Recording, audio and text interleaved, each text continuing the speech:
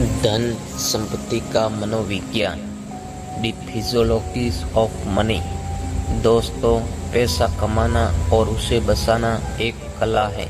अक्सर हमने देखा है पैसों को लेकर लोगों के अंदर गलत अवधारणा रहती है।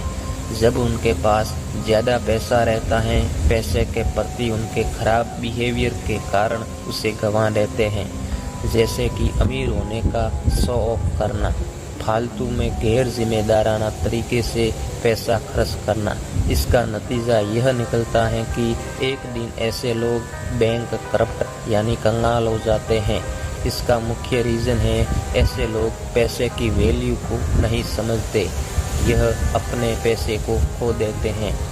वैसे तो अमीर बनने के अनेक रास्ते हैं, लेकिन अपनी अमीरी को बरकरार रखने के लिए एक ही उपाय है, हमें पैसे की वैल्यू को समझना होगा।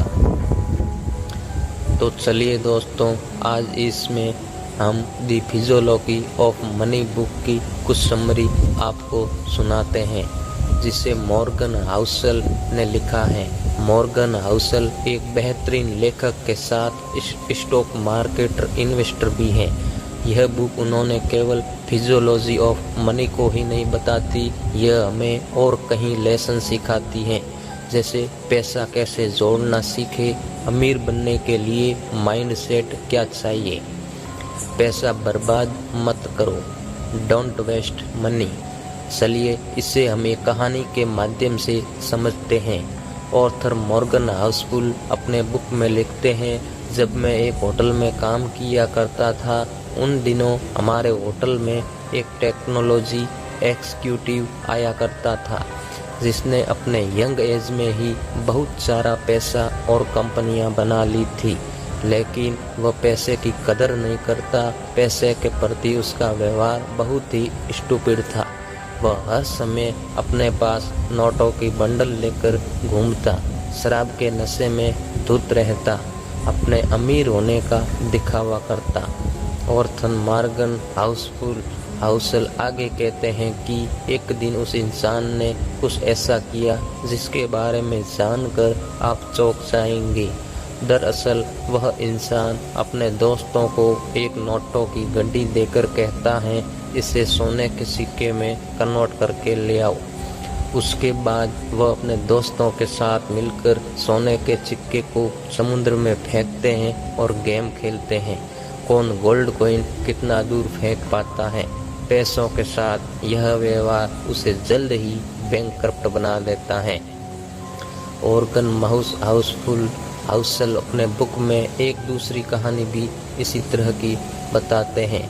अमेरिकी गांव का एक साधारण व्यक्ति जिसका नाम रोनाल्ड जेम्स था, 25 वर्षों तक गैस स्टेशन पर कारों की मरम्मत की, 17 वर्षों तक फर्श पर झाड़ू लगाया, लेकिन जब उस व्यक्ति की मौत 92 ईयर्स बाद हुई तो उसके सर से देश विदेश न्यूज़ चैनल और अखबारों में होने लगी, क्योंकि मरते समय उस साधारण सफाई कर्मी के पास 58 करोड़ की संपत्ति थी, जिसमें 43 करोड़ रुपये उसने चैरिटी में दान कर दिया था। बाकी 15 करोड़ अपने चौतेले बच्चों के लिए छोड़ गया था। आखिर उसके पास इतना पैसा कहां से आया, इसके बारे में पता किया गया। पता चला कि ब्लू-चिप फंड में पैसे लगाया करता था और कंपाउंडिंग के पावर से उसका छोटा सा इन्वेस्टमेंट इतना बड़ा नेटवर्थ बन गया।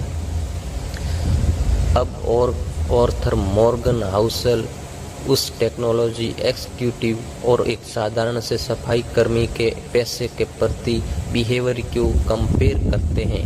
कहते हैं पैसों को अर्न करना या उसे सेव करने के लिए किसी टेक्निकल नॉलेज की ज़रूरत नहीं है, बल्कि इसके ऊपर डिपेंड करता है आप पैसे को कैसे खर्च करते हैं, पैसे के प्रति आपका रवैया क्या है।